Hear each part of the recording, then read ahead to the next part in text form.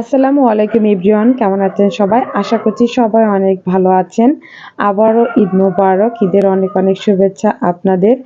আজকে তৈরি করে দেখাবো আমি জর্দা সেমাই। একেবারে ঝরঝরে কিভাবে পারফেক্ট করে আপনারা জর্দা সেমাইটা রান্না করতে পারবেন সেই রেসিপি আপনাদের সাথে শেয়ার করব। অনেকেই মতবাদ করেন জর্দা সেমাইটা ঝরঝরে হয় না, বেশি সিদ্ধ হয়ে যায়, আবার ঠান্ডা হলে বেশি দলা পাকিয়ে যায়। পুরো টিপ সহ রেসিপিটি শেয়ার করব।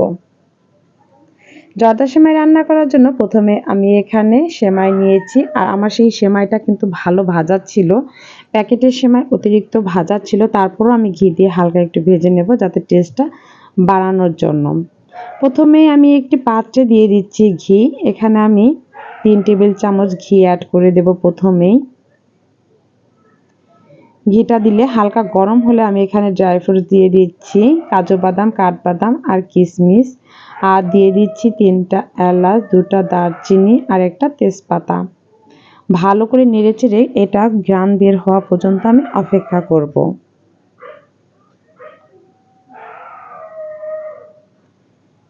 1 থেকে 1.5 মিনিটের মতো আমি হালকা নেড়েচেড়ে এর মধ্যে আমি দিয়ে দেব সেমাই। সেমাইটা যেহেতু আমার ভাজা, সেক্ষেত্রে হালকা একটু ভেজে নিলেই হবে। আর যাদের সেমাইটা ভাজা কম থাকে বা ভাজা থাকে না, তাদেরকে সময় নিয়ে ধৈর্য ধারণ করে হালকা আঁচে সেমাইগুলো ভেজে নিতে হবে। অবশ্যই সেমাইগুলো ভাজার সময় চুলার আঁচটা একেবারে লো হিটে রেখে ভেজে নেবেন, না হলে আপনার ড্রাই ফ্রুটসগুলো পুড়ে যাবে বা সেমাইগুলো পুড়ে কালারটা নষ্ট হয়ে যাবে। আলতো হাতে ভালো করে একটু নেড়েচেড়ে নিয়ে এখন এর মধ্যে 1 কাপ পরিমাণে দিয়ে দিচ্ছি আমি চিনি। এখানে 1 কাপের একটু কম আছে।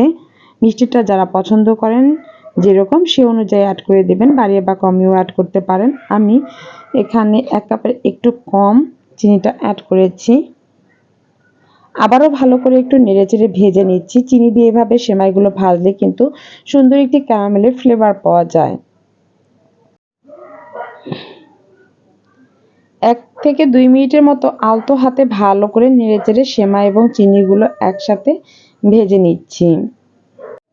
সকল উপকরণ ভাজা হয়ে গেছে। এখন আমি এর মধ্যে 1 কাপ পরিমাণে লিকুইড দুধ দিয়ে দিলাম। দুধটা আমি আগে থেকে জাল করে রেখেছিলাম। আপনারা এ পর্যায়ে চাইলে পানিটাও দিতে পারেন, তবে দুধটা দিলে আমার কাছে একটু বেশি টেস্টি মনে হয়।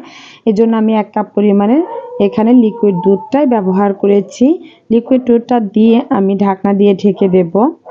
আর এই লিকুইড দুধটুকু দিয়ে কিন্তু আমি রান্না করব। চুলার আঁচটা কিন্তু আমার সবসময় লো হিটে থাকবে। আলতো করে একটু নেড়েচেড়ে আমি সেমাইগুলো সিদ্ধ করে নিচ্ছি। আলতো করে নেড়েচেড়ে ঢাকনা দিয়ে ঢেকে রেখেছিলাম। আবারও 3 মিনিট পরে ঢাকনা খুলে নেড়েচেড়ে দিচ্ছি। এভাবে দমে রেখে রেখে সেমাইটা রান্না করতে হবে এবং এতে করে কিন্তু সুন্দরভাবে কুক হতে পারবে এবং ঝরঝরেও হবে। আর আলতো হাতে অবশ্যই এই জর্দা সেমাইটা রান্না করতে হবে, না হলে ভেঙে যাবে, ঝরঝরে হবে না। শেষের দিকে দিয়ে দিচ্ছি 1 চামচ পরিমাণের ঘি। ঘিটা দিয়ে আবারও আলতো হাতে একটু নেড়ে দিলাম। ঠান্ডা হলে কিন্তু এই সেমাইগুলো একেবারে পারফেক্ট করে ঝরঝরে হয়ে যাবে। আবারও ঢাকনা দিয়ে ঢেকে দিলাম আমি। সবশেষে দেখুন আমার সেমাইগুলো কিন্তু সিদ্ধও হয়ে গেছে এবং ঠান্ডাও হয়ে গেছে, কতটা ঝরঝরে হয়েছে। দমে রেখে দিয়েছিলাম। এভাবে আপনারা অবশ্যই দমে রেখে সেমাইটা রান্না করবেন, দেখবেন অনেকটাই ঝরঝরে হয়ে গেছে। এখন আমি পরিবেশন করব। আর দমে রাখার সময় আপনারা যে কোনো একটা তাওয়া রেখে দেবেন। যদি ননস্টিকের কড়াই না থাকে, এমনি কড়াই থাকে, তাহলে একটি তাওয়ার উপরে রেখে এটা দমে রেখে দেবেন। দেখুন কতটা ঝরঝরে এবং পারফেক্ট হয়েছে জর্দা সেমাই। আর অনেক সহজভাবে দেখানোর চেষ্টা করেছি। অল্প কিছু উপকরণ দিয়েই কিন্তু এই মজাদার সেমাইটা রান্না করা যায়। অসম্ভব টেস্টি হয়, ছোট বড় সবাই অনেক পছন্দ করে। আজই আপনারা ট্রাই করবেন। ঈদে বা যে কোনো অনুষ্ঠান আয়োজনে এরকম একটি সেমাই রেসিপি রাখলে সবার মন কেড়ে নিতে পারবেন। দেখুন, দেখেই বোঝা যাচ্ছে কতটা টেস্টি এবং লোভনীয় হয়েছে। যদি ভিডিওটি ভালো লেগে থাকে তাহলে অবশ্যই একটু লাইক, কমেন্ট, শেয়ার করে দেবেন। আর চ্যানেলটি সাবস্ক্রাইব করে বেল আইকনে ক্লিক করে নোটিফিকেশনটি অন করে রাখতে পারেন। সবাই ভালো থাকবেন, সুস্থ থাকবেন। আল্লাহ হাফেজ।